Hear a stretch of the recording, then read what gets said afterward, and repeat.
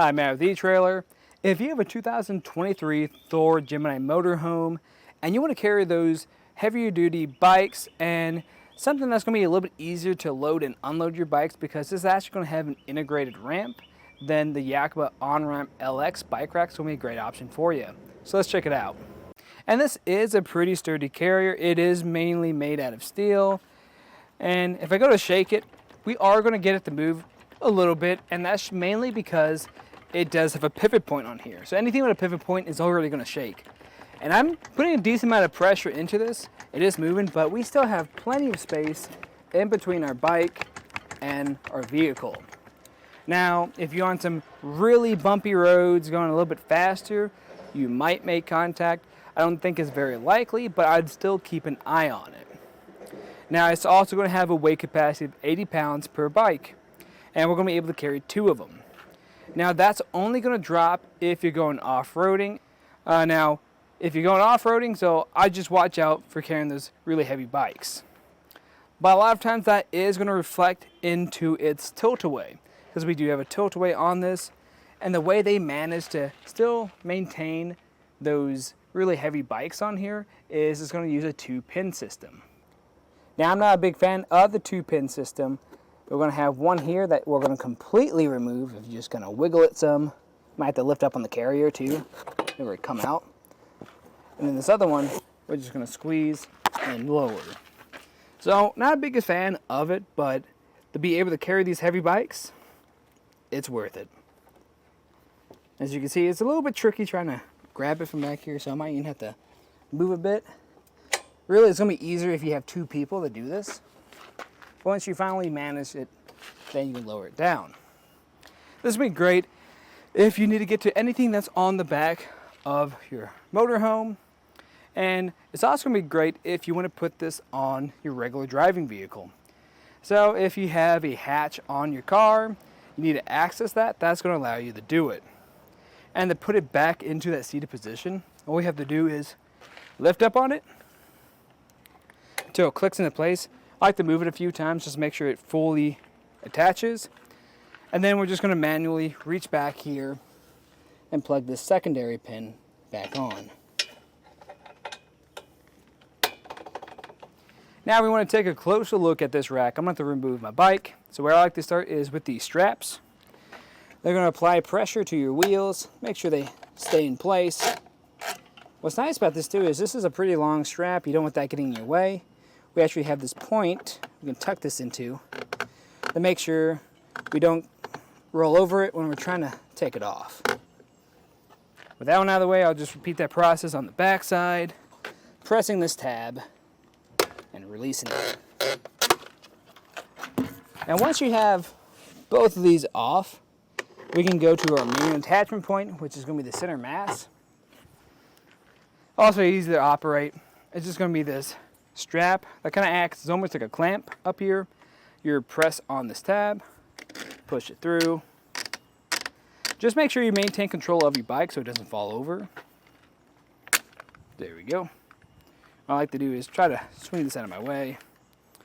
And now you have 2 options. I can just pick it up, take it off that way, or we could really showcase and talk about the ramp. So I'm just going to put it back on real quick to showcase that ramp, because I don't want to have it balancing there by itself. So let's check out that ramp now. So there's a few things we got to do to use this ramp. First, we just got to remove this knob. Try not to lose it too. I'm just going to put this off to the side. I'll pull it off, slide it through. Now you're probably thinking this is pretty short for a ramp, but this actually comes in 2 pieces. If I flip it around, that's going to reveal another knob. Put that off to the side. Then I can separate them. And then you notice we still have those 2 bolts, and we got some holes over here, and we're actually going to put those through each other. And now we're just going to secure it down with both the hand knobs, because this is recommended to do with both hand knobs, since you're going to be using this with some pretty heavy bikes. Once you have this completely attached, we're going to have one side that has these 2 prongs. And you're going to stick that into the end of these trays. You can choose whichever side you want. You could use the back end, or you can use the front end. Just up to you. I'm going to use it on the front end because it's nice to have options if you're in some pretty tight parking spots. So if someone's parked too close to you on one side, you have the other side to go from. And I'm going to come back up to my bike, make sure I fully remove this strap. And now this can be a little tricky sometimes just because we are going to have our pedals getting in the way. So a few things you could do is just try to lift up around it, or you could try putting down your mass. All you have to do that is reach around here, you'll find a knob, and then push it down that way. That can be a little bit tricky sometimes since you might run out of hands. As you can see, that pedal's already trying to get in my way. So I might just lift up a bit and push it down. So either way, you're still going to have to work around your pedals if you have some larger ones. But with that out of the way, it's going to be much simpler rolling this down. Just pushing it off like this. And with it off completely, you can take it out for a ride. With that bike off, you can start putting everything back into place. So once you have reassembled your ramp, just make sure you put it back on the carrier just so you don't lose it. As you can tell, that was a little bit of a struggle using this ramp. There's a lot of steps to it, so if you're looking for other options out there, we have plenty.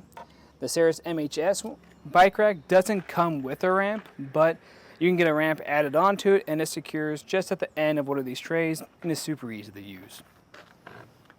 But you also want to make sure you put these straps back on. You don't want that dangling around as you drive.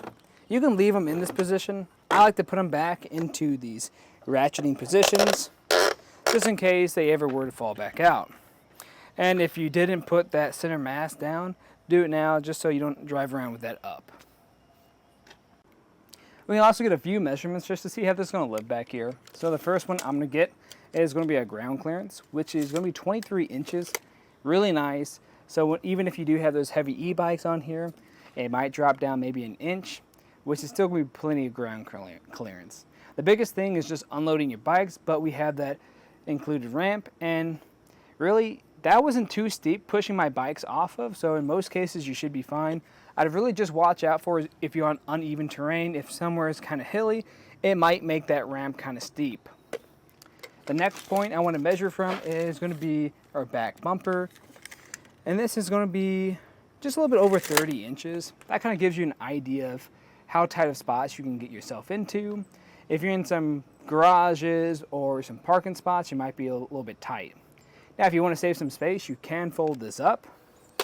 All I have to do is come over here, pull this pin, the same one we used earlier, and then we're going to pull that second one too, and push up this time. A little bit easier when we don't have bikes in place. Just make sure you grab that pin again, put it back on, so it's not dangling around as you drive. And now the total distance that sticks out is only going to be about 13 inches. So that's going to save you a lot of space. As for how it's going to live back here and what it's going to block, it's not going to block much. Really the only thing it's going to get in the way of is your license plate. But for your taillights and backup camera, it won't block that at all. And the way this is going to install into our vehicle today is we're going to have this 2-inch shank. That's going to go into a 2-inch hitch receiver. Then we're going to have an anti-rattle bolt that goes through and connects to this lock core on the other side. That lock core is just giving us extra security so no one can take our rack. And this anti-rattle bolt's just giving us a really good fit today. It's going to make sure this doesn't rattle too much in your receiver so it'll last longer. In my opinion, if you're looking for something that's going to be able to handle those really heavy e-bikes and come to the ramp right out of the box, it's going to be a great option for you. The biggest downside of this rack is just it's going to be a little bit complicated or a little bit difficult to use in some cases, just since you do have to pull a couple pins and that ramp does take a little bit to get set up. Now, if you're looking for some other options, I'd recommend checking out the Saris MHS bike rack, because what's really nice about that is also a very sturdily constructed rack. You can adapt to it later on, and it's going to be able to handle those heavy e-bikes, but it's a really simple design getting your bikes on and off, especially if you want to invest in the ramp later on. All it does is just hook on to the end of the tray and you're set to go. But that ramp is bought separately. So that's where this really exceeds, not only coming with the ramp, but coming with the ramp integrated into the design. And that kind of stands out to me. And that was just a look at the Yakima OnRamp LX bike rack on the back of our 2023 Thor Gemini Motorhome. I'm Matt. Thanks for watching.